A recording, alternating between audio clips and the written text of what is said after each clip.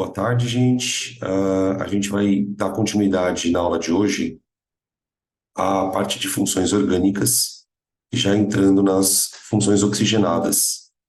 A gente passou pelos hidrocarbonetos, falando bastante coisa, discutimos regras de nomenclatura, cadeias ramificadas, fechadas, e já entramos no final da aula passada nas funções orgânicas, além dos hidrocarbonetos, falando das funções com aletos, os aletos, né?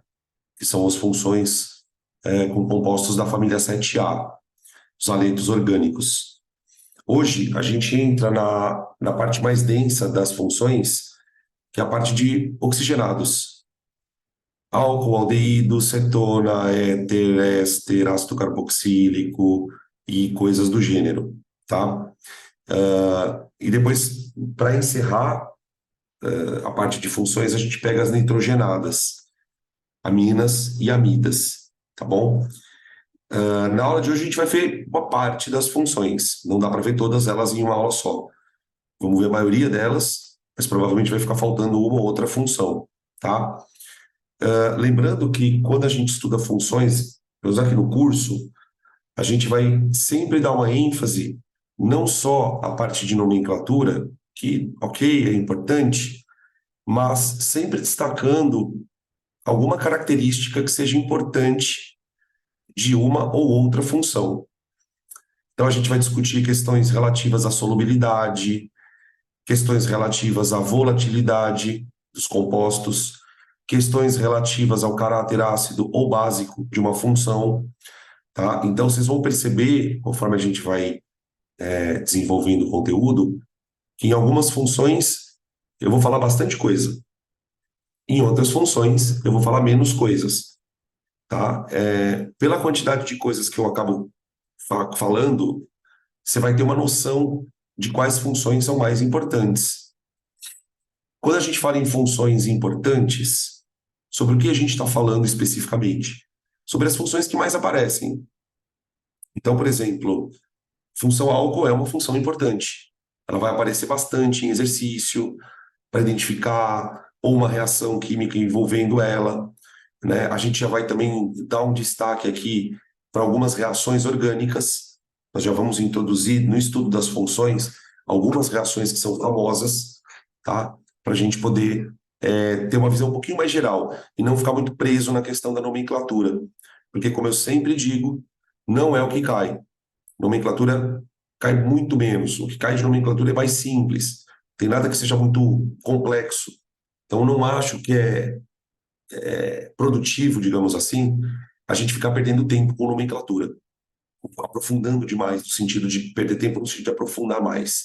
A gente vai fazer o básico e aí discutir o que for mais importante associado a cada função, tá bom? Então, o hidrocarboneto foi o número 1, aletos orgânicos 2, e agora a gente entra nas funções oxigenadas com a terceira função, que é a função álcool, tá bom? Então, vamos lá. Aqui a gente começa falando dos álcoois, definindo o que é um álcool, tá? Lembra que toda função ela é identificada por alguma característica na estrutura da molécula. Essas características na estrutura a gente costuma chamar de grupos funcionais. Grupos funcionais.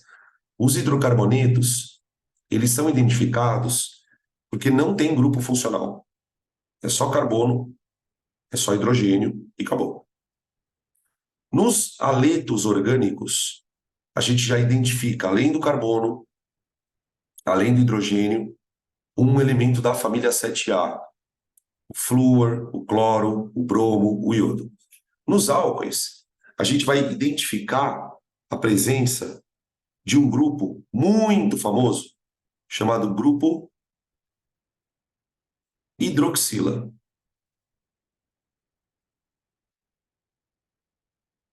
tá? Que é o grupo OH. Cuidado, porque hidroxila não é a mesma coisa que hidróxido. Hidroxila não é hidróxido. tá? Eu vou comentar isso um pouquinho durante a explicação aqui para vocês entenderem a distinção. Bom, o que é uma hidroxila? É um grupo OH que faz uma ligação covalente com carbono. Só que esse carbono, ele é um carbono saturado. Ou seja, é um carbono que faz 4 ligações simples, tá? Vou destacar aqui no texto, quando ele fala aqui, ó, os álcoois, ou função álcool, são compostos que apresentam o grupo funcional hidroxila ligados a um carbono sp3. O carbono sp3, tá? Que é o carbono tetraédrico. Ele é um carbono saturado. Podem possuir duplas ou triplas, sim, não neste carbono especificamente. Podem ter cadeias fechadas, podem ter ramificações, tá? Em geral, são solúveis em água. Isso é uma propriedade bem importante. Em geral, eles são solúveis em água, tá bom? Quando que eles passam a não ser solúvel em água? Quando eles têm cadeias muito longas, né? Vamos lembrar que as hidroxilas, elas interagem com água através de ponte de hidrogênio. Então, é muito comum aparecerem questões envolvendo álcoois, mas não necessariamente de orgânica. Questões que envolvam interação molecular, tá? Então, a gente vai citar também um pouco disso lá na frente. Na nomenclatura, gente, a gente identifica o álcool pela terminação -ol no nome. Pela terminação -ol, tá? A gente tem algumas classificações de álcoois de acordo com o carbono que está ligado ao OH. Por exemplo, aqui na tabela, a gente tem um álcool chamado etanol, que é o mais famoso, né? Tá? E ele é classificado como um álcool primário. Primário. Por conta desse carbono aqui, ó. Esse carbono que está ligado na hidroxila, deixa eu dar um zoom. Opa. Ops, peraí, gente. Apertei um negócio que não era para apertar aqui. Eita, nós. Calma aí. Sem querer, peraí. Apertei um botão errado. Tá? Esse álcool, ó, ele é um álcool primário, porque ele tem um carbono, o carbono da hidroxila, esse carbono aqui, ó, ele é o carbono primário, tá? O nome etanol, lembrando, né, da nomenclatura, o prefixo et para 2 carbonos, ó. A ligação simples entre carbonos, -an, e a terminação -ol para o álcool. Tá vendo? Beleza? É etanol. Aqui embaixo, eu tenho outro álcool, deixa eu trocar de cor aqui, que é classificado como um álcool secundário. Secundário. Por que ele tem essa classificação? Por conta desse carbono aqui, ó. Ó, este carbono, ó. Esse carboninho aqui, tá? Observa que esse carbono, ele é um carbono secundário, ó. Aqui, ó. Ele está ligado a 2 outros carbonos e a hidroxila aqui, ó. Tá? Essa classificação de álcool primário, secundário e terciário, ela vai ser útil para a gente lá na parte de reações orgânicas, tá? Por isso que eu estou fazendo já uma introdução desse comentário, tá? Beleza? Olha o nome dele, ó. Ciclo, porque é cadeia fechada. Pente, porque tá pentan, né? Porque tem uma cadeia com 5 carbonos e só ligação simples. Então, o -an vem dessa ideia, tá? E aqui a terminação -ol para álcool. Aqui eu tenho um álcool secundário, beleza? E aí eu tenho um terceiro tipo de álcool, que são os álcoois terciários. Álcool terciário. Vou colocar de outra cor aqui, laranjinha. Ó. Álcool terciário. Olha para esse carbono aqui, ó. Dá um zoom aqui. Zoom. Ó. Álcool terciário. Tá vendo? Ele está ligado a três carbonos, igual o carbono, né? Terciário. E aí tem a hidroxila aqui. Então, pela posição da hidroxila, a hidroxila está em que carbono? Primário, secundário, terciário? A gente vai classificar. Esses álcoois, eles têm, como é que eu posso dizer? Eles têm reatividades diferentes. O fato de um álcool ser primário, secundário ou terciário vai fazer com que ele sofra alguns tipos de reações distintas, que quando a gente for estudar as reações envolvendo álcoois, a gente vai citar, tá? Olha o nome dele aqui, ó. 2-metil-propan-2-ol. Notem, e depois a gente vai colocar alguns exemplos de álcool, notem que existem duas numerações no nome. Ó. A primeira numeração 2 está relacionada ao metil, ó. Metil. Tá aqui o metil, ó. Tá? Isso aqui, ó, é a cadeia principal do álcool. Tá? Então, no carbono do meio aqui, que seria o carbono número 2, a gente tem a hidroxila, o OH, né? E o grupo metil. A coisa louca é que a numeração da hidroxila, ela vem dentro do nome, ó. Prop, porque são três carbonos na cadeia principal. An, porque só temos ligações simples. Tá vendo? 2-ol. Tá? Esse nome aqui, depois eu vou explicar para vocês de onde ele vem. Térico-butanol. Tá? Depois eu explico para vocês o que que é isso. A gente vai falar um pouco sobre essa nomenclatura usual, enfim. Tá? Esses nomes que estão em parênteses aqui geralmente são os nomes usuais deles. Tá? Beleza? Aqui estão os exemplos de álcoois diferentes. Importante. Isso aqui é importante, ó. Apresentam altos pontos de fusão e pontos de ebulição. Quando eu falo que eles apresentam altos pontos de fusão e ebulição, pessoal, eu estou comparando eles com outros compostos de mesmo tamanho. Por exemplo, se eu comparo. Opa, peraí. Se eu comparo uma molécula de etano, uma molécula de etanol,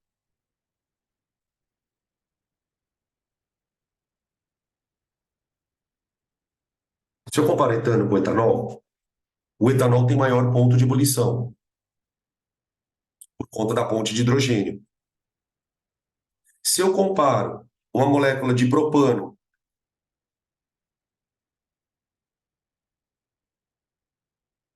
com uma molécula de propanol,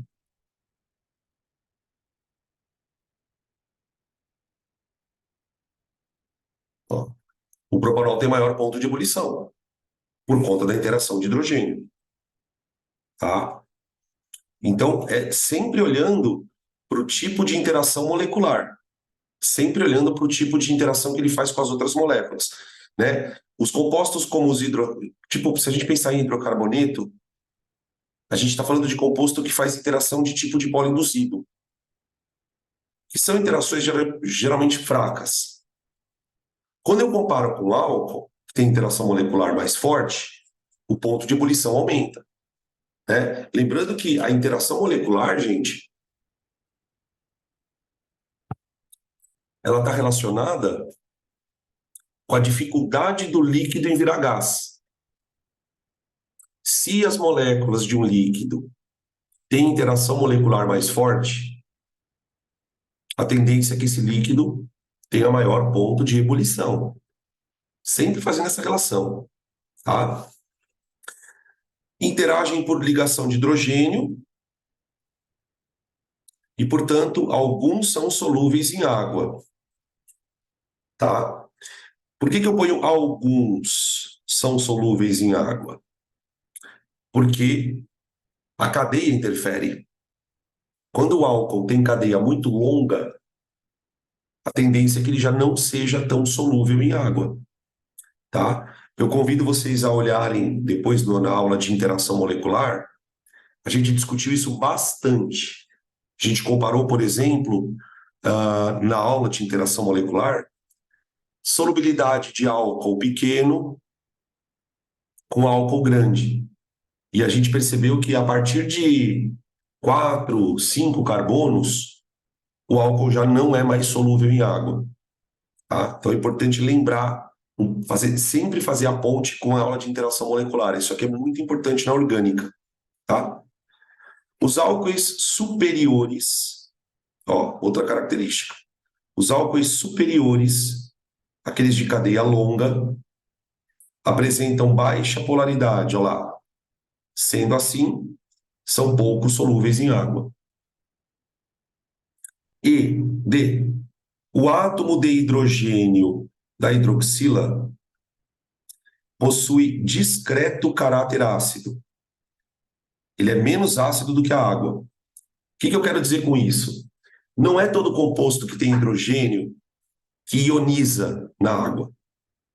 O álcool é um composto que ele não ioniza. Ele não vai liberar íon H+, e também não libera OH-.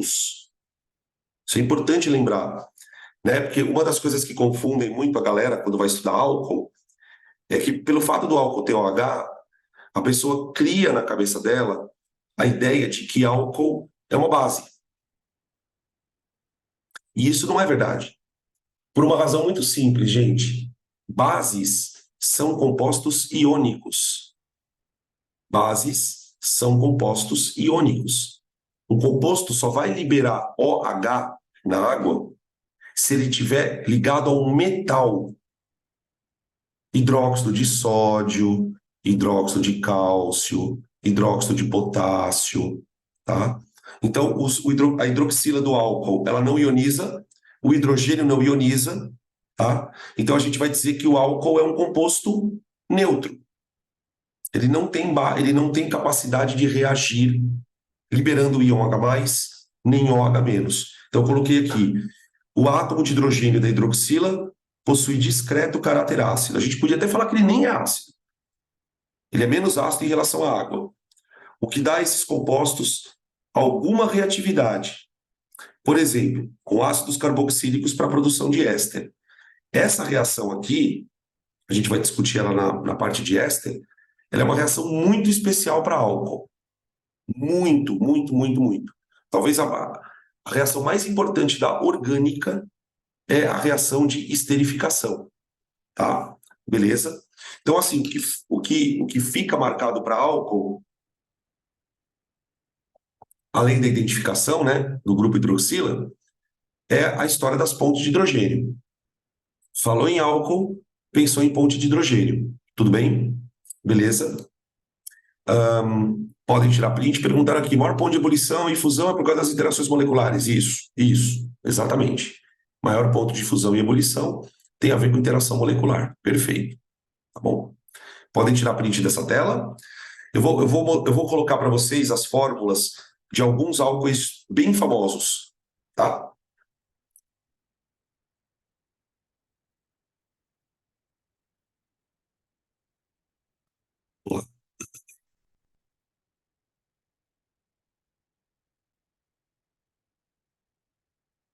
Bom,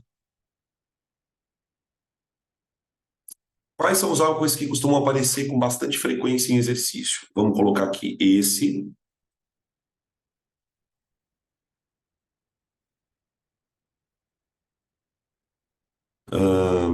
aqui,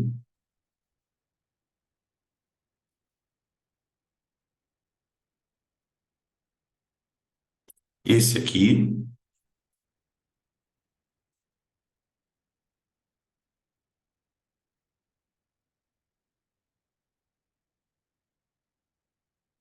esse aqui,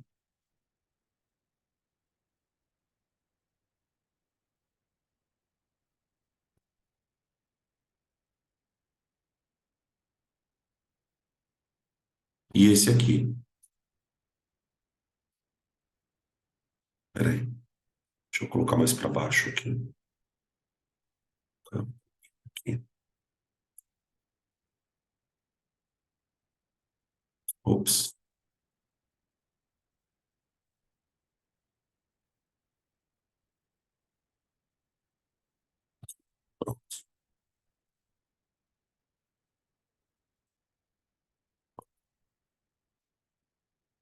Aqui. Beleza? Vamos dar nome para eles. Primeiro pela IUPAC, né? Metanol, usado como combustível, né? Etanol, etanol, com dois carbonos, ó, et, dois carbonos, tá? A ligação an, simples. Esse aqui, ó, é o propan 2-ol, tá? Numeração do carbono 2 relacionada à hidroxila na cadeia. Aqui eu tenho o 2-metil, que é aquele que estava no primeiro slide. 2-metil, propan 2-ol. Esse aqui é um álcool muito famoso, lá na biologia, tá?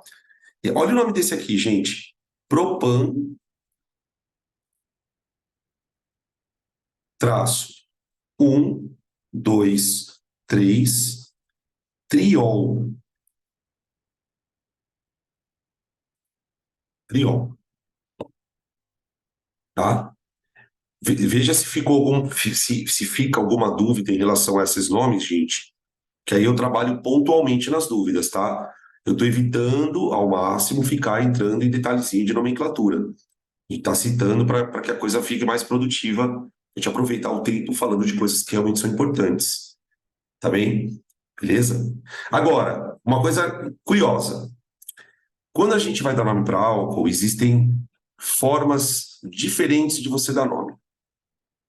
Esses que estão em amarelo, que eu acabei de colocar, são as nomenclaturas oficiais. Oficiais de álcoois, tá? Como que a gente pode dar nome para um álcool além da nomenclatura oficial? Você pode dar nome pensando que o OH ele está sempre ligado a uma cadeia carbônica. Por exemplo, se você olhar para o metanol aqui, ó, você tem o OH ligado a um CH3. E lá na cadeia na aula de cadeia ramificada, a gente aprendeu que o grupo CH3 é chamado de metil. Metil. Então eu posso chamar esse álcool de álcool metílico,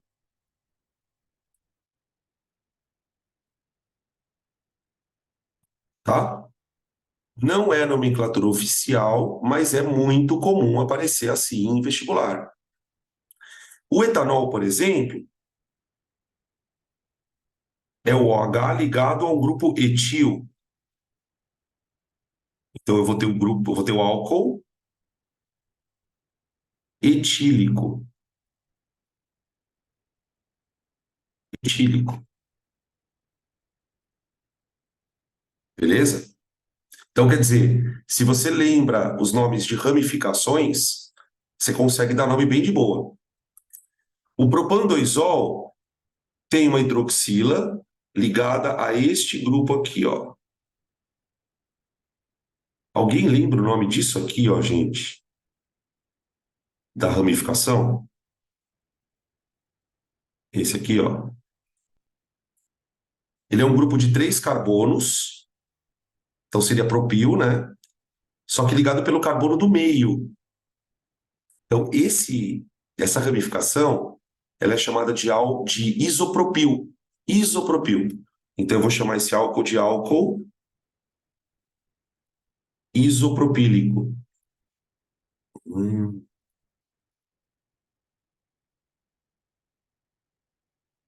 tá aqui. Um outro exemplo aqui, ó. Esse aqui é bem difícil, hein, ó. Esse aqui, ó. Como que chama esse aqui, ó? Esse, ó. Ó o monstrinho aqui, ó. Como que chama esse aqui? Tem quatro carbonos conectado pelo carbono terciário. Esse é o terquibutil. Olha o nome do monstrinho. Terquibutil. Então eu venho com álcool, terqui, de terciário, né? Butílico.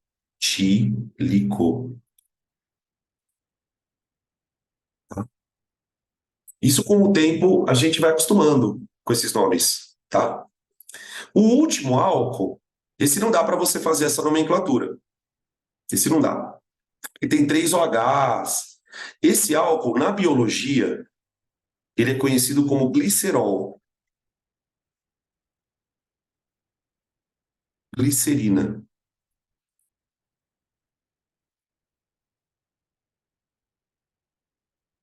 Aqui, uma curiosidade que não é tão curiosidade assim.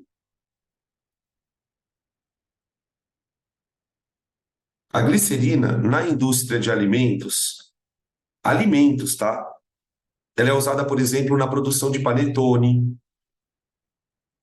na produção de pão de forma. Na indústria de cosméticos, ela é usada como creme hidratante, condicionador. Ela é classificada dentro da indústria como umectante. Umectante. O que significa um umectante? Ela retém umidade.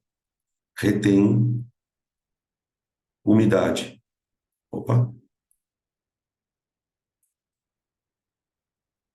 peraí. Retenção de umidade.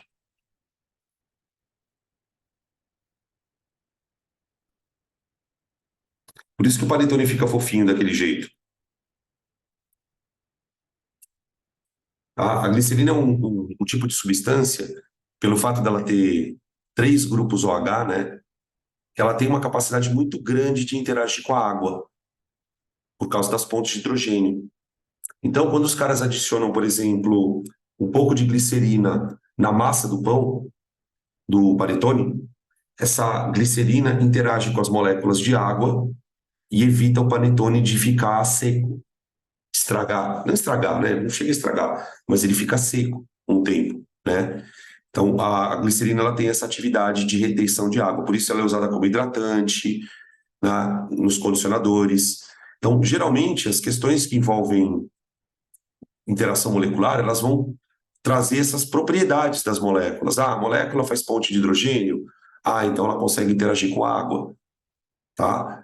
Então, chama atenção para isso. Na biologia, o glicerol, ele é um produto da digestão de lipídio. Quando o nosso organismo digere lipídios, ele quebra o lipídio, né? Transformando ele em duas moléculas. Uma chamada de ácido graxo, que é um ácido carboxílico, e a outra é o glicerol, que é essa molécula aí, tá? Então ela tem vários nomes: glicerina, glicerol, propan 1,2,3 triol, que ninguém usa, para falar a verdade, ninguém usa esse nome, tá? Esses nomes muito estranhos assim, o pessoal não usa, tá? Beleza? Tranquilo?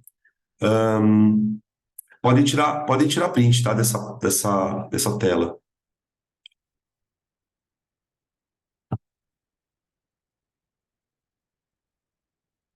Ahn, Na verdade, isso não tem. Eu estou perguntando aqui sobre isso, se isso é um fármaco, né? A glicerina não é um fármaco. Na farmacologia, a gente estuda bastante esse tipo de coisa. Por quê? Quando se toma uma droga, quando se ingere um medicamento, né? Que tipo, droga no sentido mais amplo não é droga, droga. Qualquer medicamento é uma droga. Também, na verdade, é isso, né? Quando a gente toma um medicamento, esse medicamento, ele, por exemplo, pode ser absorvido em várias regiões do corpo. Então, por exemplo, quando você vai absorver um medicamento no intestino, esse medicamento ele pode ser mais ou menos polar. Se o medicamento tiver alta polaridade, ele vai ter mais dificuldade para ser absorvido nas paredes do intestino. Quando o medicamento é mais lipofílico, por exemplo, ele tem maior facilidade para ser absorvido. Né? Na aula da semana passada, acho que foi da semana passada, eu comentei sobre os organoclorados, lança-perfume, que o pessoal usa em festa, né? Para ficar loucão. Algumas moléculas são muito lipofílicas. O álcool não é uma molécula tão lipofílica, tá? Então, tipo, quando vocês forem estudar esse tipo de coisa na farmacologia, vocês vão ver, por exemplo, a afinidade que o medicamento tem com água. Dependendo da afinidade que o medicamento tem com água, ele vai ser absorvido mais ou menos. Ele vai ficar mais ou menos tempo no corpo, né? Acho que um exemplo que que dá para fazer muita ponte com isso daí que a gente está falando, é uma coisa que vocês já veem na biologia, com as vitaminas. As vitaminas são classificadas em lipossolúveis e hidrossolúveis baseadas nisso, né? Uma vitamina que é lipossolúvel, por exemplo, ela pode causar uma superdosagem no corpo da pessoa. Por quê? A pessoa ingere a vitamina. A vitamina, se ela é lipossolúvel, ela vai se armazenando nos adipócitos, nos tecidos gordurosos, e vai se acumulando no organismo. Então, não sei se vocês sabem que você pode ter problemas por excesso de vitamina no corpo. Vitamina não é uma coisa que você toma e beleza. Já uma vitamina, por exemplo, que é hidrossolúvel, ela é mais fácil de eliminar na urina. Então, por exemplo, isso interfere no tempo de ação do medicamento. Então, por exemplo, tem medicamentos que você tem que tomar de 6 em 6 horas. Tem medicamentos que você tem que tomar de 12 em 12 horas. Então, que a gente chama isso na farmacologia, né, de farmacocinética. É o tempo que aquela droga fica no organismo. E isso tem tudo a ver com lipofilicidade, tá? Inclusive, essas interações, gente, tipo, de ponte de hidrogênio, de polo induzido, de polo permanente, elas são interações que ocorrem do medicamento no receptor da membrana. Não sei se vocês lembram da biologia, que na membrana celular existem proteínas, né? Essas proteínas de membrana, elas têm várias funções. E uma das funções das proteínas de membrana é grudar alguma substância dela, e a partir do momento que essa substância gruda nela, aquilo desencadeia uma atividade celular, que é basicamente o que o medicamento faz. Ele encosta no receptor, inclusive tem uns receptores muito loucos, cara. Quando vocês forem estudar isso na biologia, tem uns nomes de receptores. Por exemplo, tem um receptor lá chamado dopaminérgico,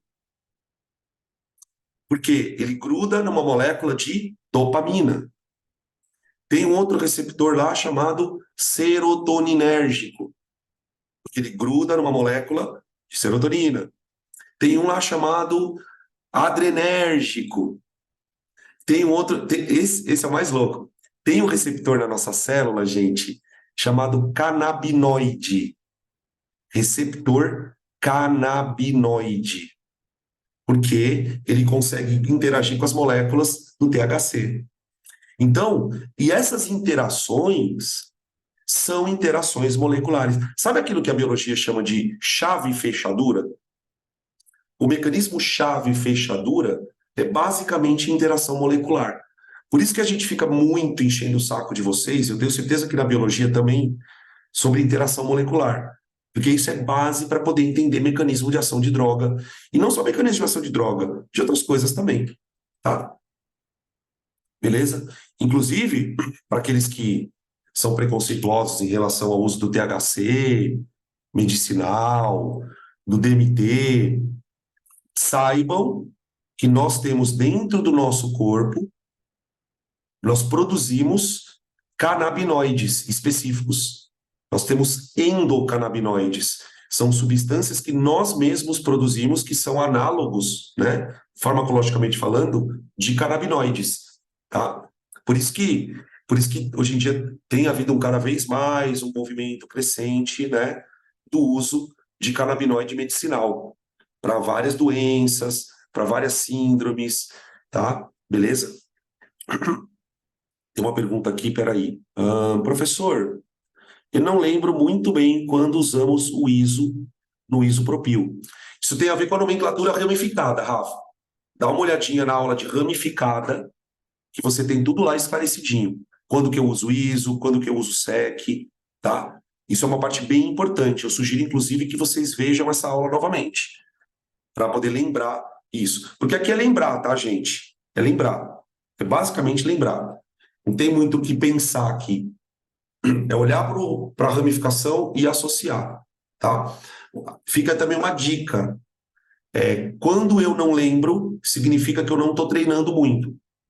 Eu preciso treinar mais essas nomenclaturas. Uma coisa que eu fiz quando eu fiz cursinho, que deu muito certo, é fazer uma tabela. Eu fazer uma tabela com as ramificações, tá? Então, em vez de você ficar fazendo exercício, o que que eu te sugiro? Pega o papel e monta. Quem é o metil? Quem é o etil? Quem é o propil? Vai criando essas tabelas e vai deixando no seu quarto, né? Vai criando um espacinho onde você consiga colocar, porque na orgânica tem muito disso. Na orgânica tem muito de memória fotográfica. Precisa ter isso mesmo. Tem que ter um pouco de paciência também, tá? E tem gente que não gosta muito disso, né? Tá? Beleza? Hum, próximo. Deixa eu continuar aqui. Quarta função orgânica. Quarta função orgânica. Fenol. Fenol. Gente, fenol, se você não tomar cuidado, você vai confundir ele com álcool, porque ele tem hidroxila. Ele tem hidroxila. Ó, hidroxila. Tá? Só que a hidroxila, ela está ligada a uma cadeia aromática, benzeno. Cadeia aromática, benzeno.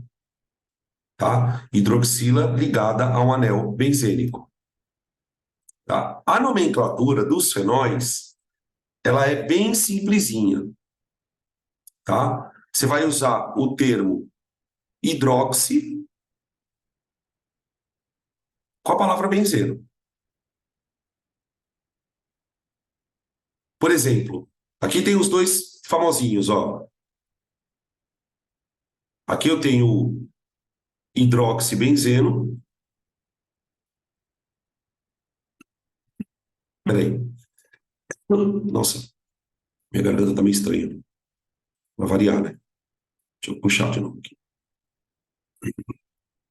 Hidroxibenzeno.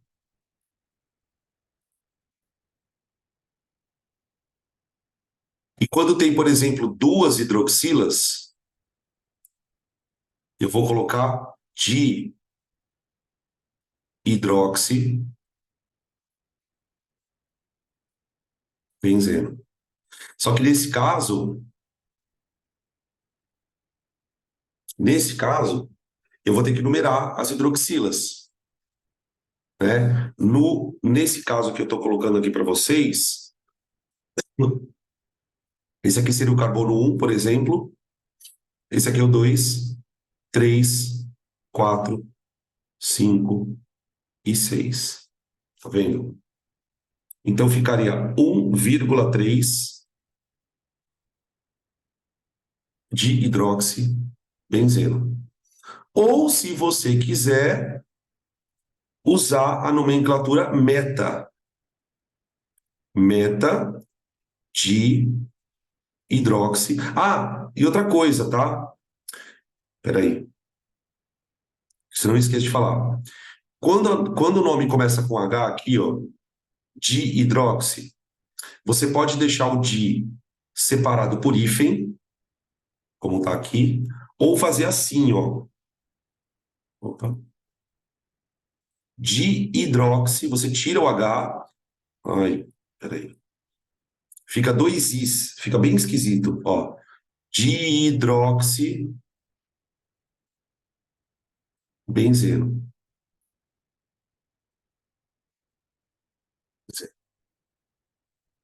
tá? Beleza? Observação: o hidroxibenzeno, que é esse mais simples, né? Pode ser chamado de fenol também,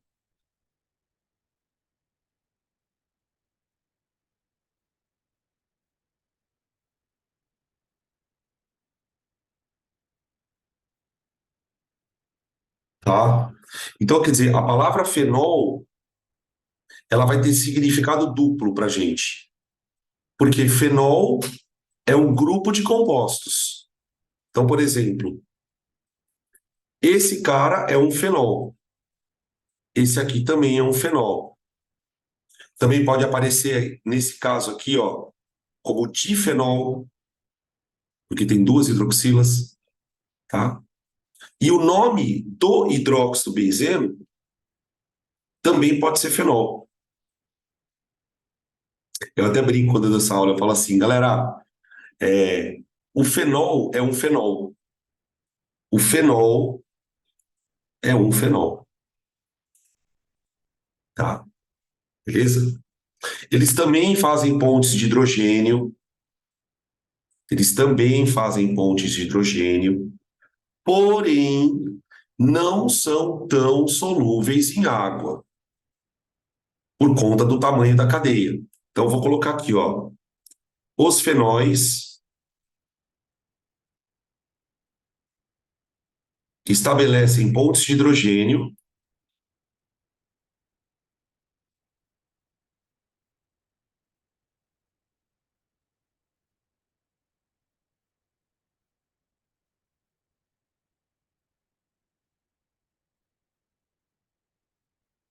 porém não são tão solúveis em água. Não são muito solúveis em água,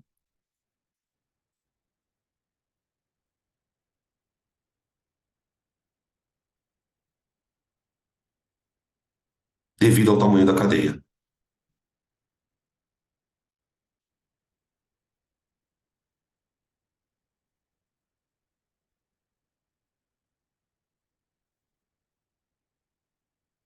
Tá?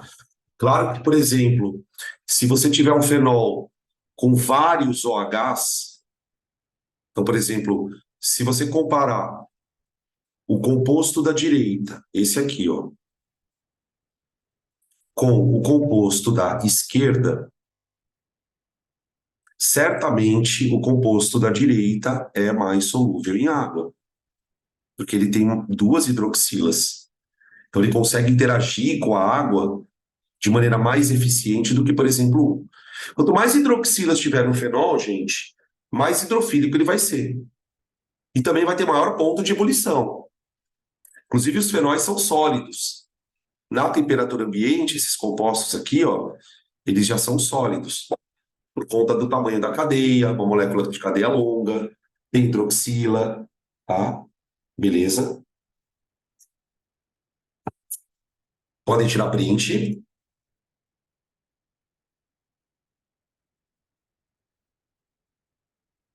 Hum,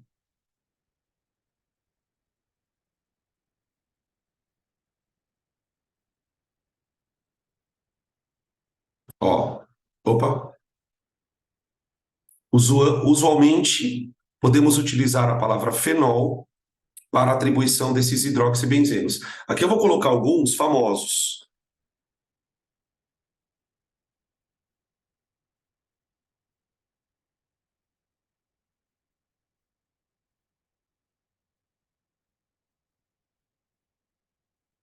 Esse aqui, ó,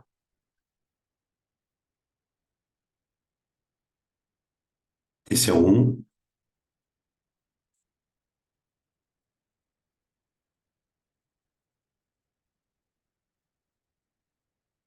Esse aqui é o outro, ó.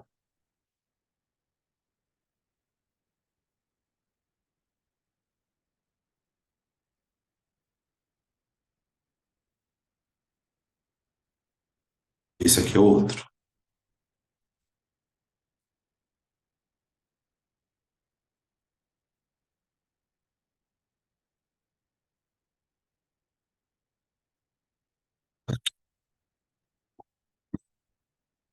Essa atriz aqui. Ó, tá aqui. Esses são famosos. Vou dar nome para eles, ó. Aqui eu tenho o OH no carbono 1 e o metil no carbono 2. Lembrando que nesse caso, gente, o carbono 1 é o carbono do grupo funcional. Ó, o 1 e 3. Aqui o 1 e 4. Tá vendo? Então aqui eu tenho o ortometilfenol. Ó como fica o nome dele usando a palavra fenol. Você usa a palavra fenol justamente para o OH ligado ao anel. Tudo que tem o OH ligado ao anel eu vou chamar de fenol. Então você pode chamar de 2-metilfenol ou ortometilfenol. Esse aqui é o meta-metilfenol. Fenol. E esse aqui é o para-metilfenol.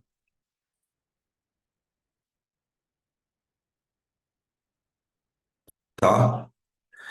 Esse metilfenol aqui, aí tem aqueles nomes que eu falo para vocês que o pessoal detesta. Metilfenol, metilfenol, metilfenol. Também são chamados de cresol. Cresol, cresol, cresol.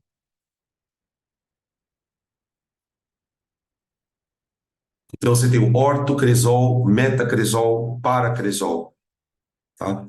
Essas substâncias, elas são usadas, por exemplo, eles são bem tóxicos, tá? São substâncias bem tóxicas.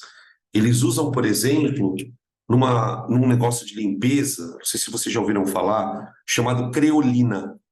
Creolina. Creolina.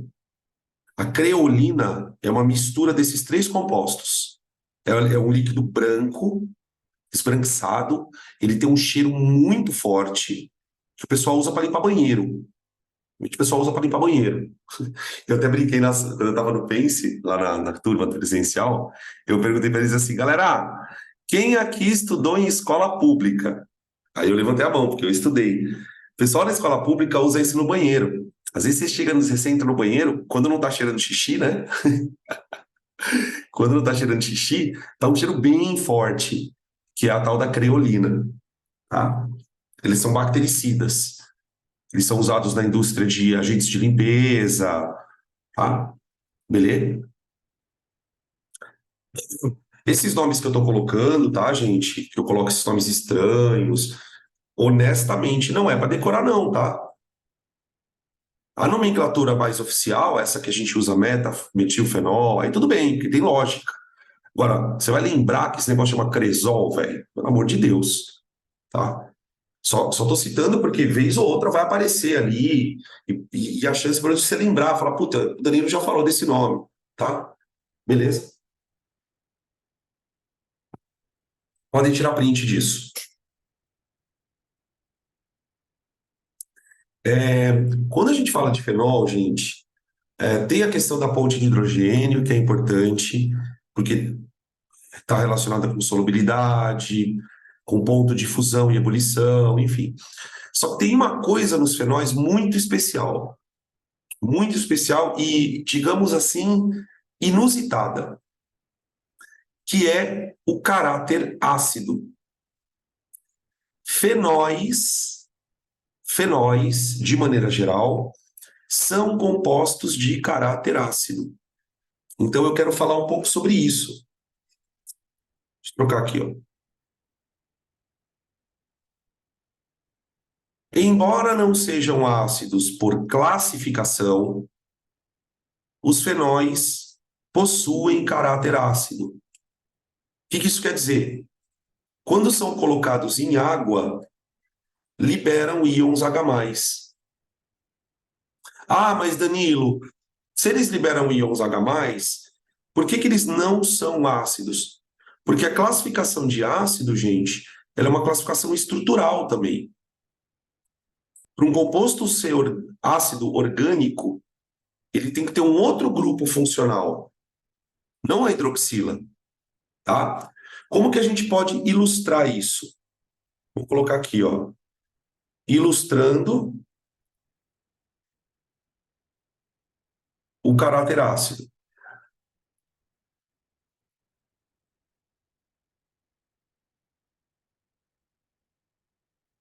Bom, eu vou pegar um composto aqui, que é um fenol,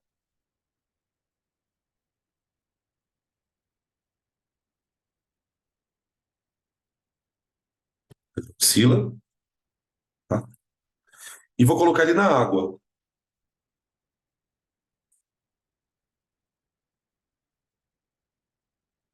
Lembra que a água, ela tem dois pares de elétrons não ligantes. São elétrons que estão na camada de valência do oxigênio. Tá? A gente discutiu bastante essa característica da água na aula de ligação covalente. Né? Tem alguns elementos ali que têm pares de elétrons sobrando. Né? Na aula de ácidos, a gente falou da característica de um ácido de perder H+. Então, o que acontece quando um fenol é colocado em água? O íon, o átomo de hidrogênio do fenol, ele sai com uma carga positiva. Ocorre uma quebra da ligação covalente. Essa ligação covalente ela é uma ligação polar, polar. Na hora em que a ligação se quebra, o par de elétron fica com oxigênio. O par eletrônico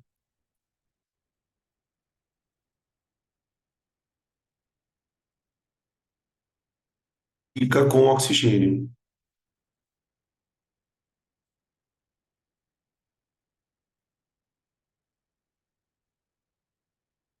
por causa da alta eletronegatividade, né? Vamos colocar aqui, ó, alta eletronegatividade.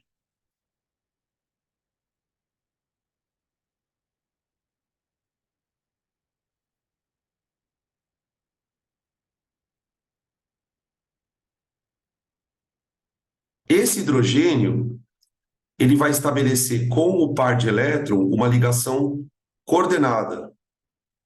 O íon Professor, H+, oi, pode falar. mesmo que suas substâncias orgânicas podem ter caráter ácido e básico, Para o, tipo, com certeza. eu não entendo E bem. isso é a loucura da orgânica, gente. Isso é a loucura da orgânica. Não são todas, tá? Por exemplo, olha só, né? A gente acabou de falar do álcool. O álcool não tem esse caráter. O álcool não tem esse caráter. Ele não libera hidrogênio na água, mas o fenol libera, tá? Na orgânica, a gente tem duas funções famosas que têm caráter ácido, tá?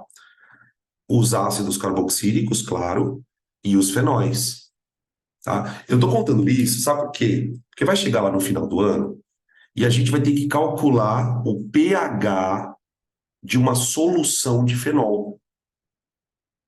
Você fala, mano, peraí, como é que eu vou calcular o pH de uma solução de uma coisa orgânica? Pois é. E na orgânica, eu também tenho funções de caráter básico. Básico.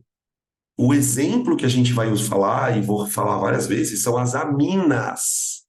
As aminas possuem caráter básico. Elas têm capacidade de reagir com H+. Né? Você tem as substâncias que liberam H+, e as que reagem com H+, que são as bases, tá? Então, no caso da orgânica, eu vou destacar o fenol. O íon H+ estabelece uma ligação dativa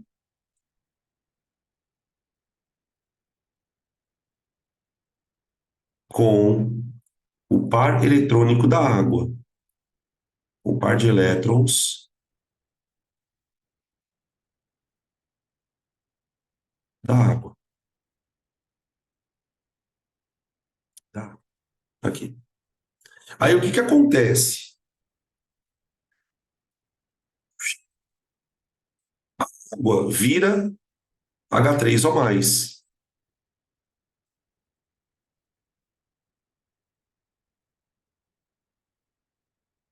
Olha lá. E ainda sobra um parzinho de elétron aqui, tá? Que é o íon hidroxônio, aquele famoso íon H3O+, tá? E o fenol, gente, olha o que acontece com ele. Ele vira um ânion, ó. Ele vira um ânion, tá? Essa reação ela é reversível, tá, gente? O que isso quer dizer? Quando você coloca a molécula de fenol na água, vamos supor que você coloque lá dentro, sei lá, que 5.000 moléculas. As moléculas ionizam, mas o processo pode acontecer de uma maneira contrária. Então você vai ter duas reações acontecendo lá dentro ao mesmo tempo. Você vai ter algumas moléculas de fenol liberando H+, e vai ter alguns íons H+ voltando para o fenol. Isso é o que eu chamo de equilíbrio de ionização. Equilíbrio de ionização, tá? Que a gente vai estudar na parte de equilíbrios químicos daqui a pouquinho, tá? Equilíbrio de ionização. Uma observação também sobre esse caráter, e a gente já falou sobre isso também na aula de ácidos, é que existem ácidos fortes e fracos, certo? Existem ácidos fortes e fracos. Os fenóis são considerados bem fracos. Os fenóis são ácidos mais fracos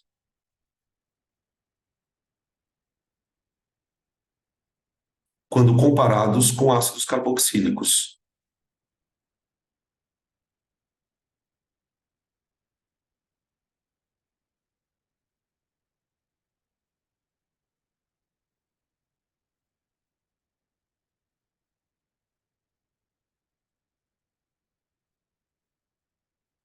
Tá?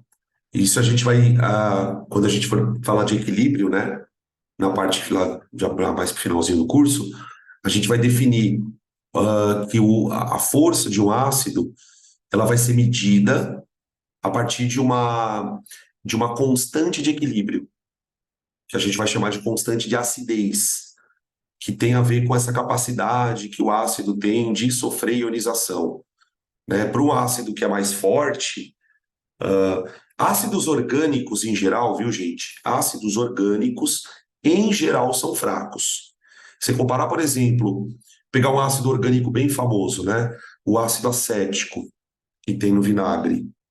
Ele é bem mais fraco que o ácido sulfúrico, que o ácido clorídrico, que o ácido nítrico, tá? Então, dentro do mundo dos ácidos, digamos assim, você tem os ácidos inorgânicos, que são relativamente fortes, e os orgânicos, que são fracos. Dentro do mundo dos orgânicos, os fenóis são bem fracos, comparados com os ácidos mesmo tipo ácido raiz, tá ligado? Ácido raiz, tá? Mas é uma propriedade importante dos fenóis, tá? Quando ele está ionizado, olha que louco isso. Quando ele está ionizado, assim, aqui, ó, ele é um ânion. Aí eu já não chamo mais de fenol. Aí eu vou chamar de fenolato.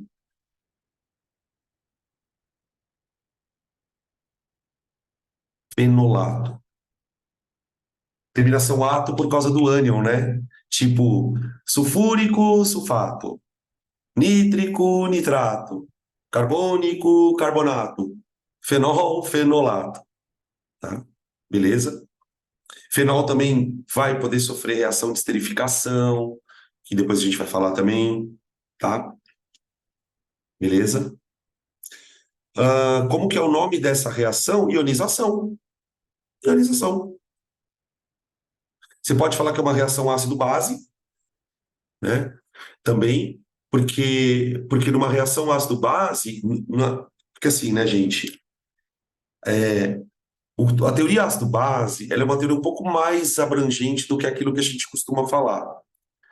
Para nós, na química orgânica, sobretudo, uma base é qualquer molécula que sequestra H+. Repetindo, uma base é qualquer molécula que sequestra H+. Então, por exemplo, dentro dessa perspectiva, eu posso dizer que o fenol é um ácido. O fenol é um ácido. E a água é uma base.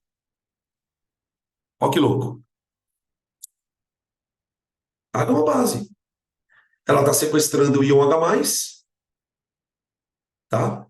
Uma molécula não precisa ter OH- para ser base. Claro que as moléculas que têm OH- são bases, porque elas também sequestram OH, H+, né? Uma reação entre ácido e base da água, tá? Então, eu posso chamar isso de uma ionização, posso chamar isso de uma reação ácido-base, tá? Beleza? Podem tirar print.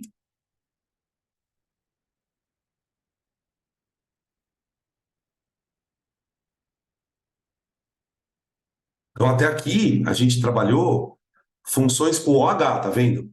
Primeiro álcool e agora fenol. Agora eu vou para a terceira função que tem OH.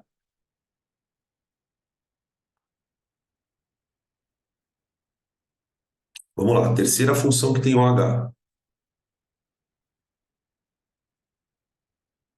Enol. Enol.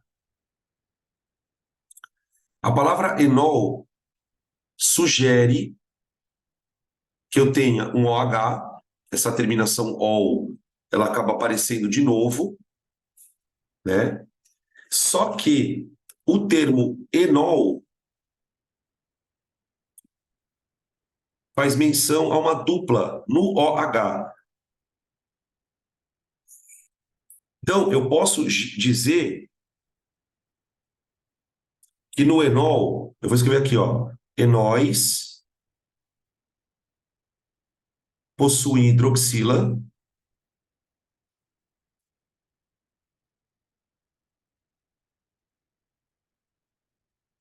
ligada a carbono com dupla.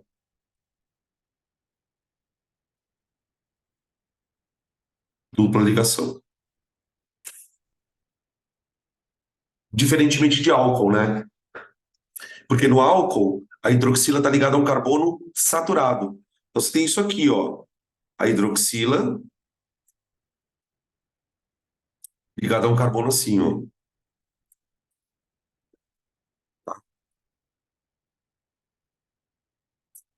Esse carbono aqui, ó, gente, ele não é sp3. Esse é um carbono sp2. Ele tem geometria trigonal, tem uma ligação pi, tá? Esses compostos, eles têm uma reatividade alta. Depois eu vou falar sobre isso também, tá? A nomenclatura deles, gente, lembra muito álcool. Vamos pegar aqui alguns exemplos. Ó,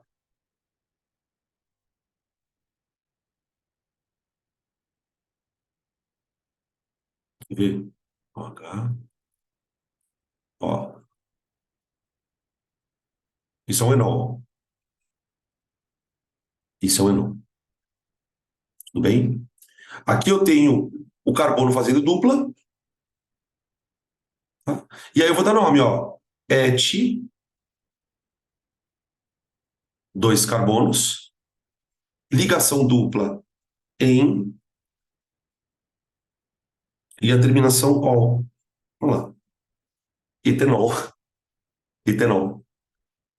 Tá? Eu posso ter assim também, ó.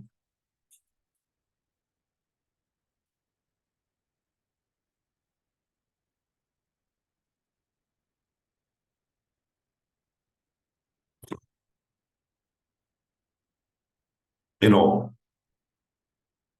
Tá? Aqui eu tenho três carbonos, prop, que são três carbonos, uma ligação dupla em, e aí eu ponho aqui, ó, dois ol.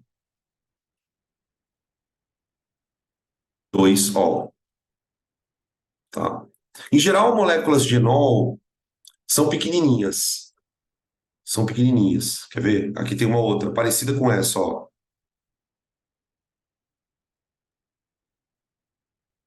Eles são isômeros, ó, inclusive, ó. Tá vendo, ó? Isso é um enol. Olha a dupla ali no carboninho com a hidroxila, tá? Aqui fica prop em um ol. Propen um ol, tá? Beleza? Propen 2 ol, propen um ol, só para a diferença da hidroxila. Só da hidroxila, tá bom? Beleza? Tem algumas perguntas aqui. Dan, eles são mais solúveis que fenol? Certamente, porque tem cadeias menores. Porque tem cadeias menores. A tendência é que compostos de cadeias menores sejam menos solúveis, tá? Aliás, mais solúveis, né? Eu falei errado, perdão. Mais solúveis, tá? Perguntaram aqui também aqui, o que tem um ol, poderia falar que é propenol? Não, tem que botar o um junto, tá? Eu não sei aonde que vocês aprenderam isso, que quando tem um não precisa. Precisa sim, tem que pôr um, tá? Já é a segunda pessoa que me pergunta isso. Mas não, tem que colocar um, tá? Então, pedindo para eu voltar aqui à tela, na outra imagem, eu vou pedir para vocês tirarem print primeiro dessa. Tira print dessa. E aí depois eu volto na outra.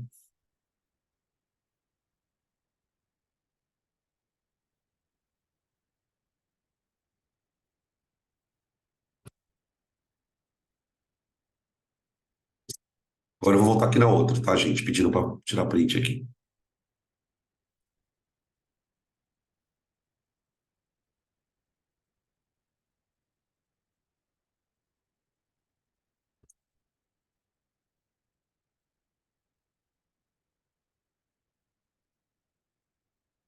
Beleza.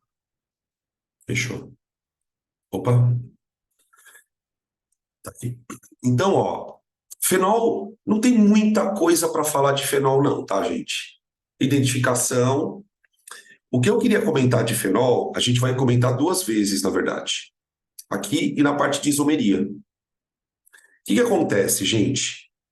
Os fenóis, eles são substâncias instáveis. São quimicamente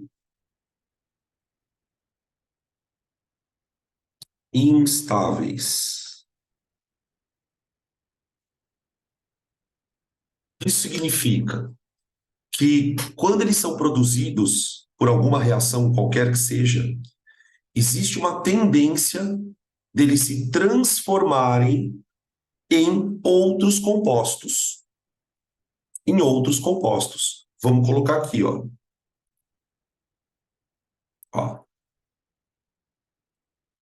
Os enóis são substâncias instáveis e podem ser convertidos em aldeídos ou cetonas dependendo da posição da dupla carbono-carbono. Tá? Essa reação ela é conhecida com o nome de tautomeria.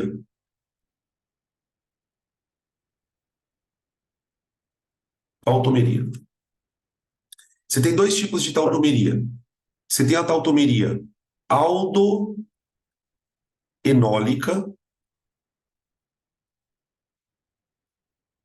O que significa isso? Um enol vai se transformar em aldeído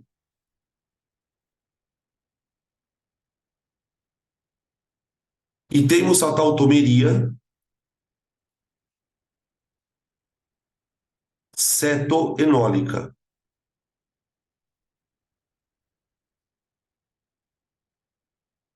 que é quando um enol se transforma em cetona. Eu não vou citar o exemplo agora, gente, porque a gente não definiu ainda aldeído e cetona. Eu acho que é mais prudente eu primeiro definir aldeído, depois definir cetona, tá? E isso a gente vai comentar na hora de isomeria. Então, a tautomeria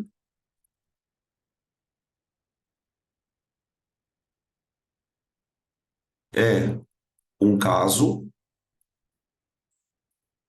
de isomeria, qual um isômero se transforma em outro. Não, eu não sei o que é isômero. Calma.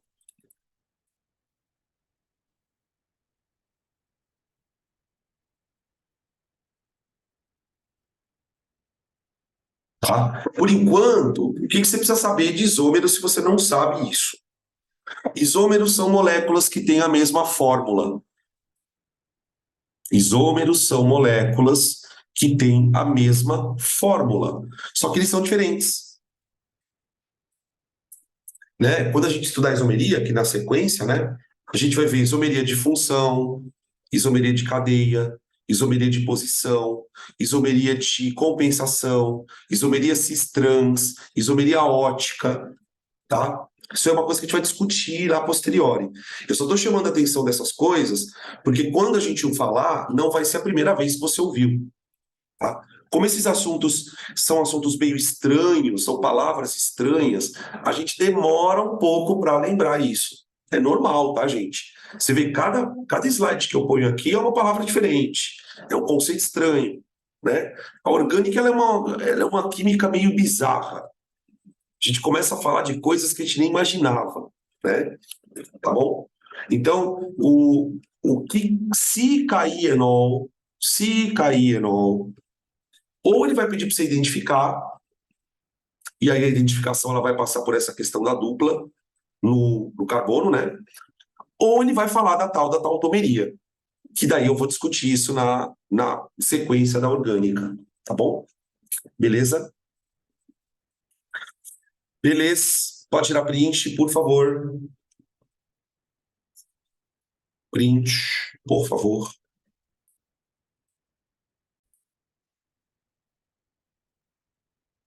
Função éter. Já para começar, a palavra éter significa volátil.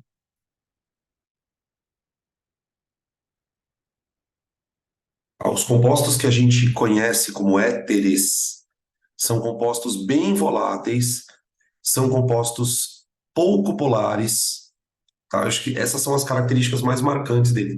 São compostos que não reagem muito, então raramente você vai ver uma questão de orgânica envolvendo éter. Eles são compostos bem estáveis, diferentemente de enol, por exemplo, que a gente falou agora há pouco, diferentemente de fenol, que tem um caráter ácido. Você não tem quase nenhuma reação envolvendo éter, tá, gente? Por isso que não cai muito. A gente vai identificar o que é um éter, dá nome e deu. Ó, coloquei aqui assim. Já vou começar lendo essa frase aqui, ó.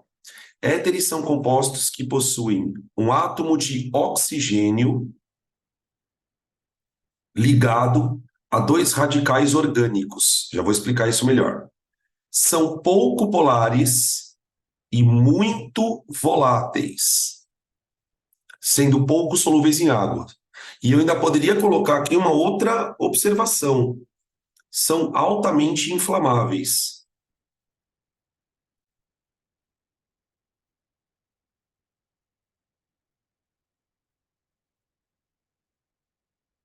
Tá?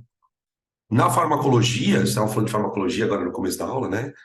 Eles são depressores do sistema nervoso central. Então, eles são usados, por exemplo, como anestésico. Eles são, o primeiro anestésico que a gente usou na medicina eram os éteres. Eram compostos que você, por exemplo, quando o cara ia para o dentista tirar um dente, eventualmente, ele inalava o éter, ele vinha numa máscara, inalava aquilo, a pessoa desacordava, e enquanto a pessoa estava literalmente desmaiada, o dentista, né, ele ia lá e fazia o procedimento. Também foi usado como anestésico cirúrgico, porque a pessoa simplesmente apaga mesmo, tá? Só que ele é um composto muito tóxico e ele tem curta duração. A pessoa inala o éter, ela tem que ficar inalando aquilo durante muito tempo. Só que isso causa um problema, porque tipo, se a pessoa começa a inalar muito daquele éter, ela entra em processo de parada cardíaca. Então ele era usado como, vamos dizer assim, um dos primeiros anestésicos, mas depois com o desenvolvimento dos anestésicos injetáveis, das substâncias que são mais seguras, né, aí os caras foram abandonando o éter, tá? Um deles, né, que é o éter, um dos éteres lá que a gente vai discutir. Então, como que a gente identifica um éter? A parte fácil é identificar. Por quê? Você vai perceber que o éter ele tem um oxigênio ligado entre dois carbonos. Isso é um éter. Ele não tem hidroxila. Esse oxigênio, por estar no meio da cadeia, né, ele é chamado de heteroátomo.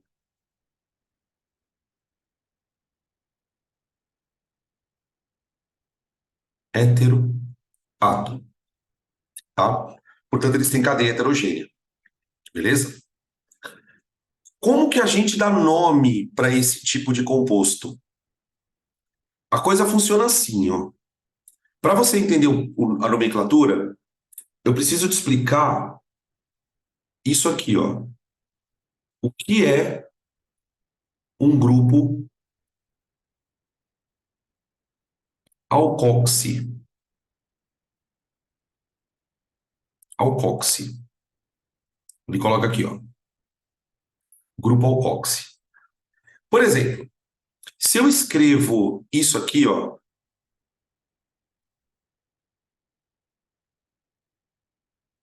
isso aqui,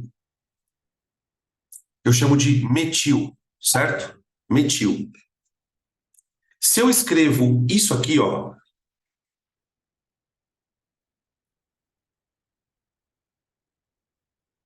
eu chamo de etil. São ramificações. Se eu escrevo isso aqui, ó,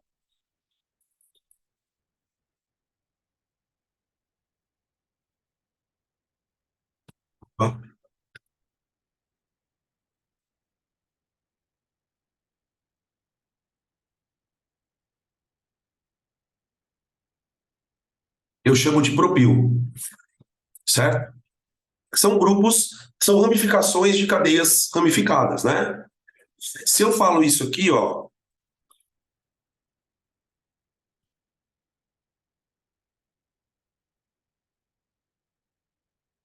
eu chamo de isopropil. Metil, etil, propil, isopropil, tá? Agora, olha o que eu vou fazer. Eu vou colocar um oxigênio aqui, eu vou colocar um oxigênio aqui, vou colocar um oxigênio aqui, eu vou colocar um oxigênio aqui. Quando eu passo a colocar um oxigênio nesses grupos, eu tenho o que eu chamo de alcoxi. Então, o que é um radical ou um grupo alcoxi? É um grupo tipo de ramificação conectado a um oxigênio. E esses grupos, eles têm nome. Eles têm nome. Esse grupo aqui, por exemplo, ele é chamado de metóxi.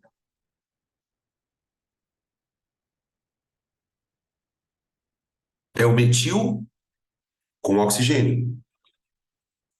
Esse grupo aqui, eu chamo de etóxi. É o etil com oxigênio. Esse aqui eu chamo de propóxi.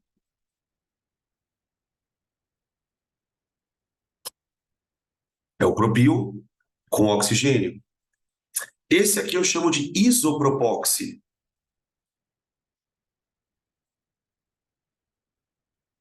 Seria o isopropil com oxigênio. Em todo éter eu tenho um grupo desse. Um metóxi, um etóxi, um propóxi, um butóxi, alguma coisa desse tipo, ligado a uma outra cadeia. Ligado a uma outra cadeia. Observa que na hora de fazer os desenhos, eu coloquei uma segunda ligação do oxigênio ali.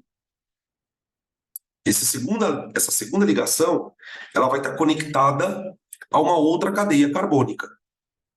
Então, é importante ter essa distinção do que é um grupo alcoxi, tá? Quando eu perceber que existe um grupo alcoxi ligado a uma cadeia carbônica, você vai ter exatamente isso aqui, ó.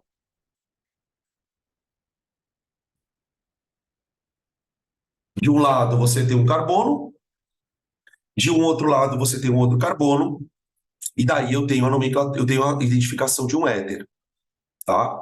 Eu vou colocar os exemplos para vocês, para a gente poder dar nome para eles. Tá? Tira o print aí. Pode tirar o print.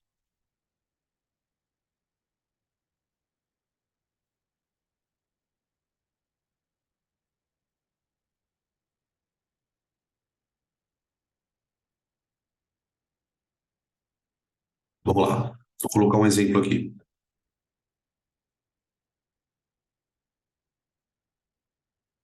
Ó. Como é que eu vou dar nome para o composto? Você vai identificar o tal do grupo alcoxi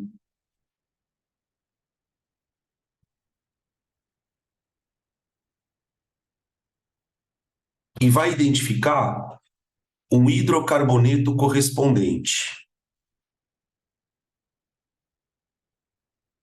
Vou traduzir isso numa linguagem mais simples. Vamos pegar, por exemplo, aqui um éter bem simples. Peraí. Eu quero o grupo, eu quero esse éter aqui, ó.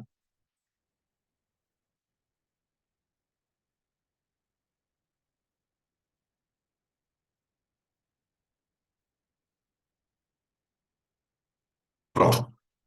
Esse aqui é um éter.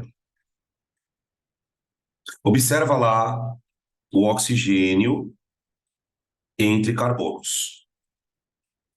De um lado eu tenho um metil, de outro eu tenho um etil. Tá? O grupo alcoxi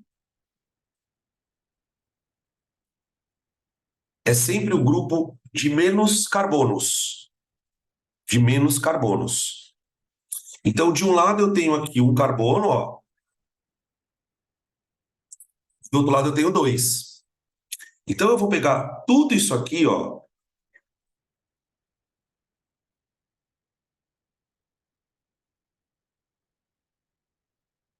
E vou dizer que isso aqui é um grupo alcoxi. Tá ali. A maior parte da cadeia, ela vai ganhar o nome de um hidrocarboneto. Então, essa parte aqui, ó, ela vai ganhar o nome de um hidrocarboneto.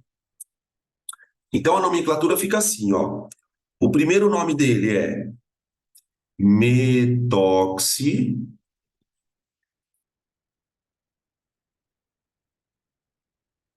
E o segundo nome aqui é etano. É como se você pegasse um hidrocarboneto e pendurasse nele esse grupo alcoxi. Por exemplo, vou pegar um outro caso aqui, ó. Esse aqui é bom também, ó. Ah, tá, já sei.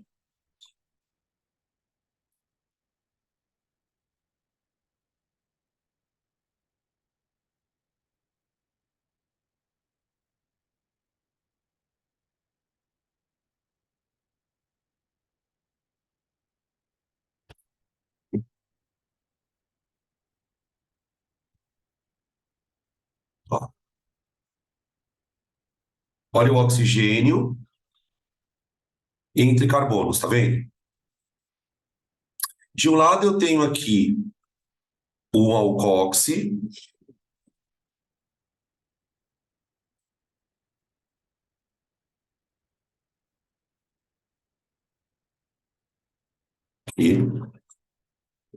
e aqui eu tenho um hidrocarboneto, ó.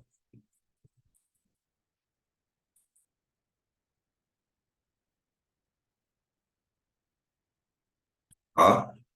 O grupo alcoxi, ele está ligado numa cadeia de 3 carbonos. Tá vendo? O grupo alcoxi, ele está ligado numa cadeia de 3 carbonos. A cadeia de 3 carbonos, eu vou chamar de propano.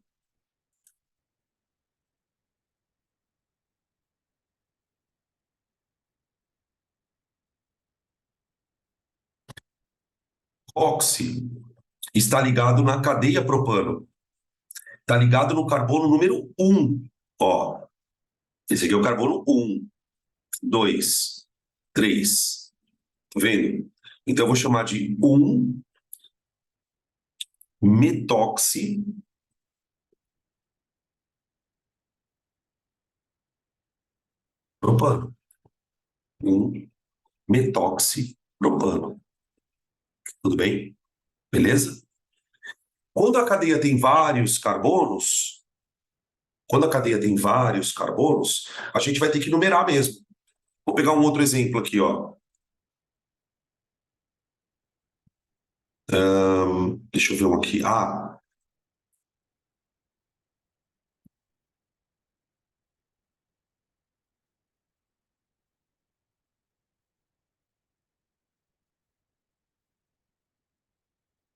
ó.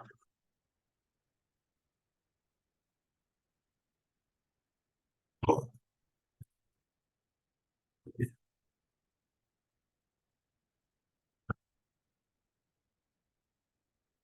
Oxigênio entre carbonos. Aí eu tenho aqui, ó, o grupo alcoxi. Seria tudo isso aqui, ó. A menor parte.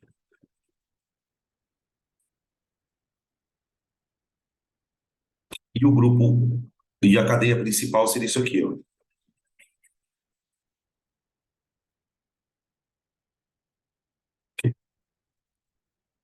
Aqui. Aqui eu tenho o grupo etoxi, tá vendo, ó? Etoxi. Etoxi. E aqui eu tenho a cadeia principal com 4 carbonos. Então fica. Ah, e a numeração, né? Opa, perdão. Aqui eu tenho o carbono 1, 2, 3, 4. Então fica 2 traço etoxi plano.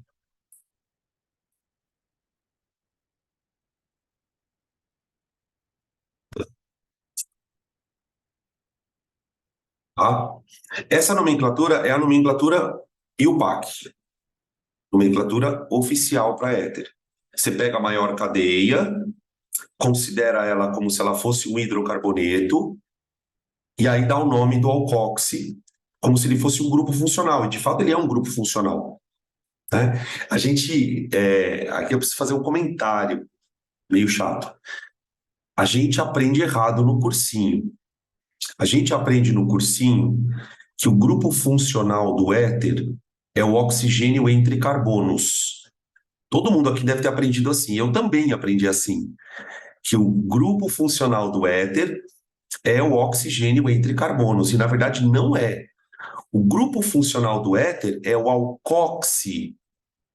É um alcoxi, tá? É um alcoxi ligado no hidrocarboneto. É como se a gente dissesse que o éter, na verdade, é um derivado de hidrocarboneto, tá? Inclusive, é até uma dica importante, uma dica boa para você. Por quê? As propriedades dos éteres, que nem eu falei para vocês, né? Ah, eles são voláteis, eles são pouco polares, eles são pouco solúveis na água. Todas essas propriedades, gente, se você analisar, elas são bem parecidas com a dos hidrocarbonetos. Então, é como se o éter fosse uma espécie de clone do hidrocarboneto, só que com oxigênio lá penduradinho, tá bom? Um outro comentário que eu queria fazer sobre a questão da nomenclatura é, é o fato de que eu tenho um jeito diferente de dar nome para o éter. Tenho um jeito diferente. Como que funciona essa nomenclatura? Ela não é uma nomenclatura oficial, mas ela é útil. Por exemplo, ó, aqui você tem nesse primeiro éter, né, nesse metoxetano, eu tenho aqui um grupo metil e um grupo etil, vendo? Então eu posso chamar isso aqui de éter, ó que bizarro, éter metílico e etílico.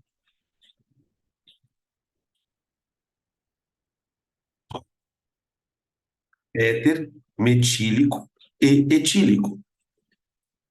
O pessoal tá escrevendo aqui um negócio muito louco, né? Ó. Peraí, deixa eu ler aqui. Eu nunca tinha entendido esse negócio de oxi. Claro que não, tá errado aquela merda. Tá errada essa merda.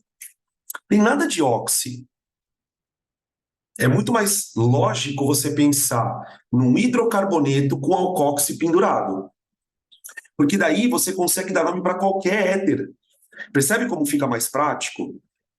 Quando você começa a enxergar o éter de um jeito diferente, então, tipo, é um hidrocarboneto com uma coisa pendurada. E aí, o hidrocarboneto, na verdade, é a maior cadeia. Inclusive, você consegue dar nome para éteres que daquele método você não conseguiria. Depois eu vou mostrar para vocês um outro caso, só para vocês verem que você pode dar nome para qualquer éter que você quiser, tá? Beleza? Ó, aqui eu também tenho assim, ó, éter, vai acompanhando, éter metílico e propílico. Como se você desse nome para as ramificações, tá ligado? Aqui também, ó, éter etílico e sec-butílico. Porque ali é o sec-butil, né? Éter metílico e sec-butílico. Tá? Beleza? Tira print aí, eu vou colocar um éter bem foda para vocês.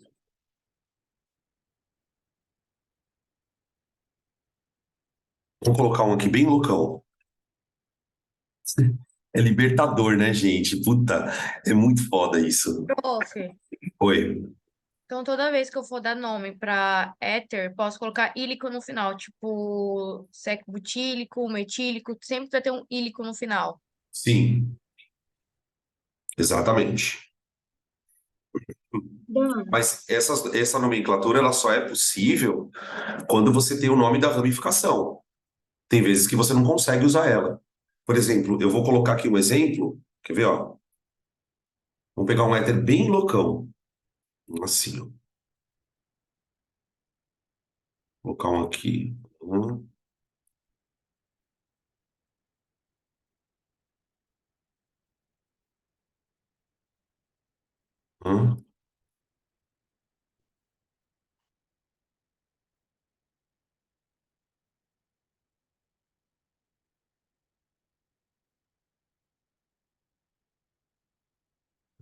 3, 4.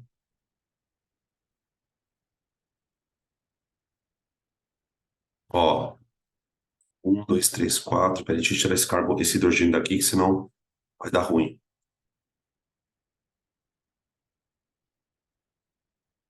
Ó. Olha o tamanho desse monstro aqui. Mano, aquela regra do Oxy não funciona pra nada, ó.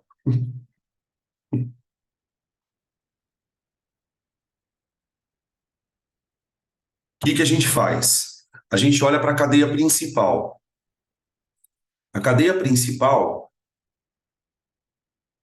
ela é tudo isso aqui, ó.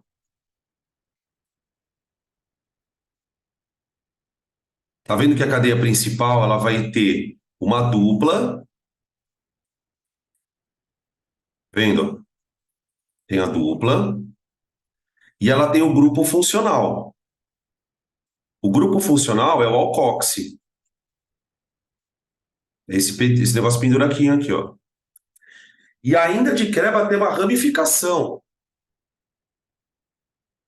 tudo bem? Então eu vou ter que numerar a cadeia.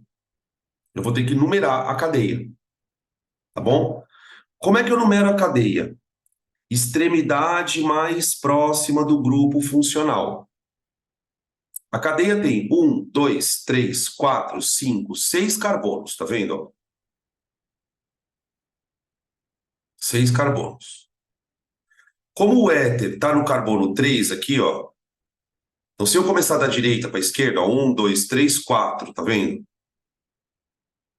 Se eu começar da esquerda para a direita, é 3. Então, eu tenho que privilegiar a extremidade mais próxima do grupo funcional. Então, eu começo a numerar. Ó, vamos lá, de novo.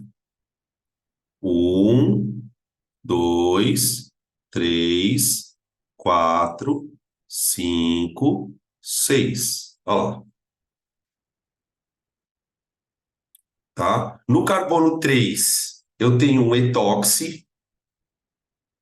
No carbono 4, eu tenho uma dupla. E no carbono 5, eu tenho um metil. Então, eu começo. 5, hífen, metil, traço.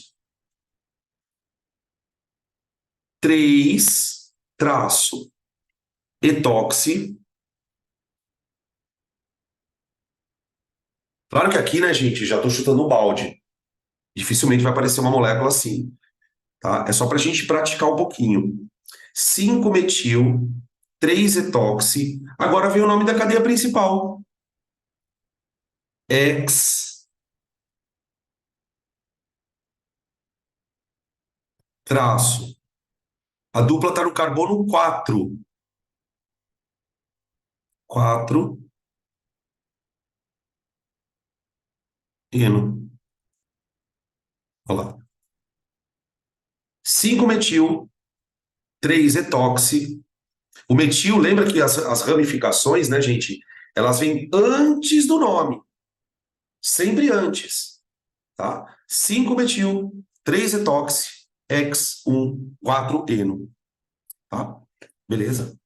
Tá aí a nomenclatura para éter. Por exemplo, esse caso, né, você tinha perguntado, então eu uso sempre o ílico. Aqui não tem como usar ílico. A gente só usa o termo, a terminação ílico quando você dá nome para ramificações. Agora, essa cadeia muito grande, ela não tem uma ramificação associada a ela. Então é só para quando tem etil, propil, butil, esses menorzinhos, que também são os que mais aparecem. Bem, na verdade, são os que mais aparecem. Tá? Beleza? Certo? Tá, podem tirar print.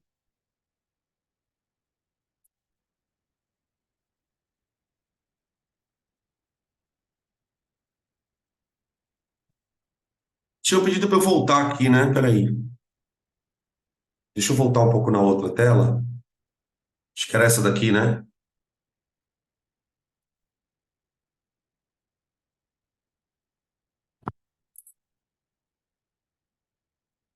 Pronto?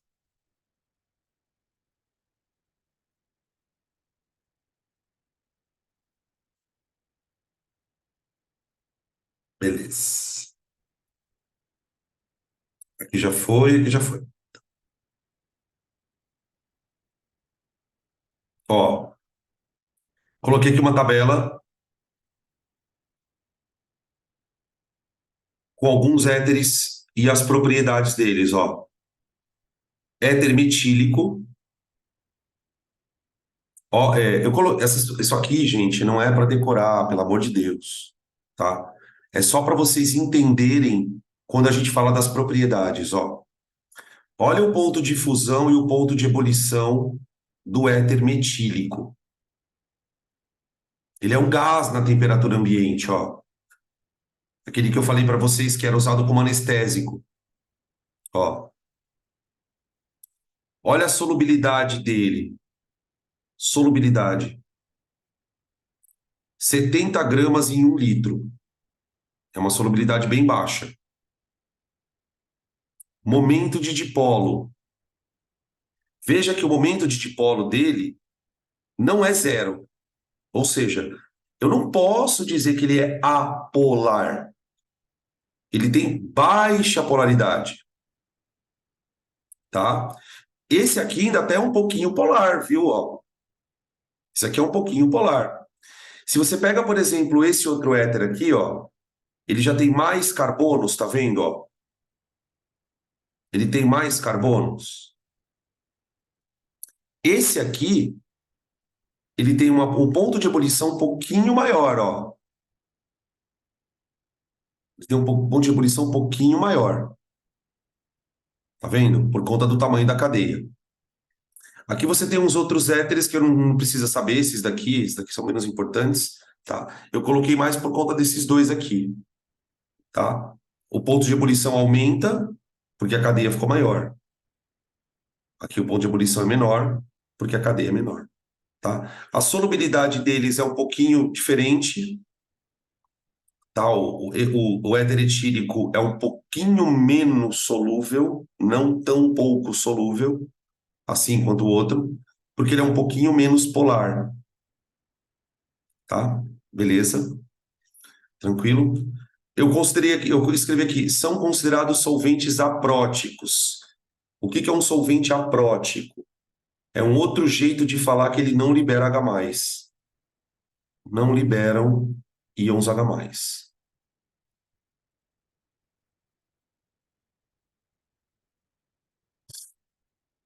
Bom, beleza? Dan, Oi, como que eu sei que a substância é aprótica? É uma coisa você que eu não tenho que sabe. gravar ou tem alguma característica que é Você vai ter fácil que de ver? decorar. Você vai ter que decorar. Por exemplo, até agora, qual é a única substância que libera H+ que a gente viu? Fenol. Por isso que eu estou comentando. Vocês sabem que eu sou o tipo da pessoa que quando não tem que decorar, eu sou o primeiro a falar, né? Aqui não tem acerto. Você tem que saber. Então, a éter não libera H+, álcool não libera H+, fenol libera. Na verdade, são dois exemplos da orgânica inteira. Fenol para liberação de H+, e amina para base, tá? Então, tipo, não tem muito como você saber isso, a não ser que você já tenha visto, infelizmente. Entendi, então. Bom, Obrigada. nada. Beleza.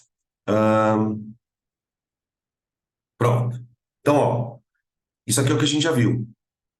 Hidrocarboneto, alcano, alceno, alcino, ciclano, alcadieno, com hidroxila, fenol, álcool e enol e éter. Tudo bem? Beleza? Tá. O que que a gente vai começar a falar na próxima aula?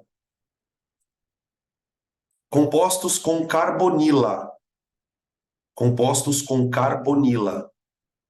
Que é, na verdade, a parte que tem compostos bem importantes.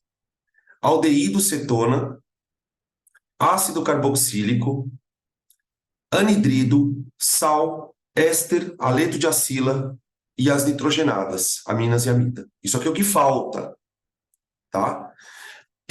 Para encerrar a aula de hoje, eu quero falar um pouco só sobre essa palavra aqui, ó. Carbonila, tá? Opa, aqui, carbonila. O que é uma carbonila, gente? Uma carbonila, opa,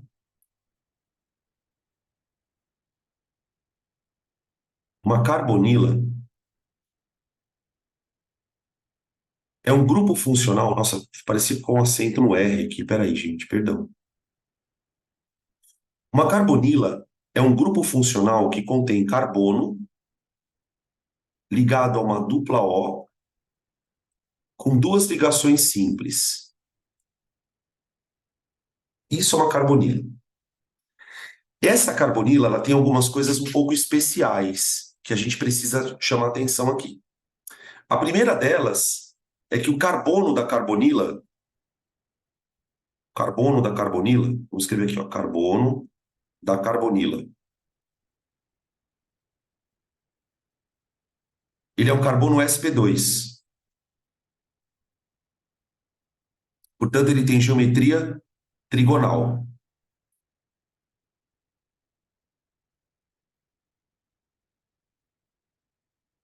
Percebe que volta e meia a gente está falando dessa história, né? Percebam que para entender orgânica, gente, eu preciso meio que juntar várias áreas da química. E ainda ter uma pitada de decoreba. Né? Perguntaram agora, Buda, como é que eu vou saber quando um solvente quando um composto é aprótico ou não? Tem que memorizar. E tem uma coisa nesse carbono, cara, que é muito especial. Veja só. O carbono, ele está fazendo uma ligação dupla com o oxigênio. E o oxigênio, ele tem eletronegatividade alta. Ele tem eletronegatividade alta. De tal maneira que essa ligação C dupla O, ela é uma ligação polar. Ela é uma ligação polar. O carbono é um polo negativo, desculpa, o oxigênio é um polo negativo e o carbono é um polo positivo. Então, uma ligação polarizada. Isso na orgânica é uma coisa muito importante. Por quê? Porque moléculas que têm ligações polarizadas, elas são moléculas que normalmente sofrem reações mais fáceis. Esse carbono, em especial, por ser um polo positivo na ligação polar, ele vai ter afinidade por coisas negativas. O carbono vai ter afinidade por coisas negativas. Pode ser um elétron, pode ser um ânion. O que for negativo pode ser atraído pelo carbono. Então, nós vamos dar um nome para esse carbono a partir de hoje. Ele possui afinidade por espécies negativas. Isso vai ser fundamental para a gente não precisar decorar reações. Tá? Por isso que eu estou falando sobre isso aqui. Reação de esterificação, reação de hidrólise, reação de saponificação, reação de transesterificação. São reações famosas. E normalmente a cabeça da gente fica totalmente bagunçada quando isso desse assunto. Porque falta um pouco de conceito. Então, uma das coisas muito importantes que a gente vai levar para a próxima aula é: esse carbono tem afinidade por coisas negativas. Quando um carbono tem afinidade por coisas negativas na orgânica, a gente vai chamá-lo de carbono eletrófilo.